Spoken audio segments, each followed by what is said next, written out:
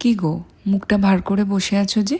সকালে জলখাবার বুঝি পছন্দ হয়নি? আচ্ছা দেখি তো দুপুরেরটায় হাসি ফোটাতে পারি কিনা। এরকম মাঝারি সাইজের পাবদা মাছগুলো ভালো করে ধুয়ে নুন, হলুদ এবং সর্ষের তেল মাখিয়ে 15 মিনিট রেখে দিতে হবে। এখন গরম সর্ষের তেলে পাবদা মাছগুলো দিয়ে প্যানটা কভার করে দেবে। এই মাছগুলো ভাজার সময় খুব তেল ছেটকায়, ব্যথা পেও না যেন। 2 মিনিটের মতো মাছগুলো উল্টে পাল্টে ভেজে নিয়ে তুলে রাখতে হবে। ওই তেলেই কালো জিরে, কাঁচা লঙ্কা ফোড়ন দিয়ে জলের সাথে হলুদ, লঙ্কার গুঁড়ো, ধনে জিরের গুঁড়ো, নুন দিয়ে গুলিয়ে দিয়ে দিতে হবে।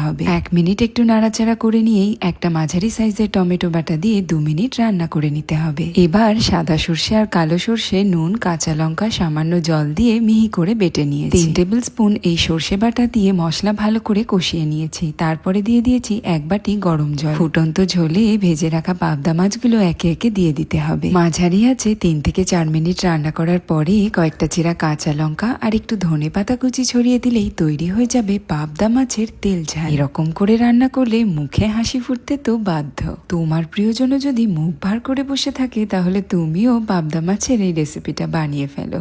আর অবশ্যই আমায় জানিও কেমন লাগলো তোমাদের। Thank you.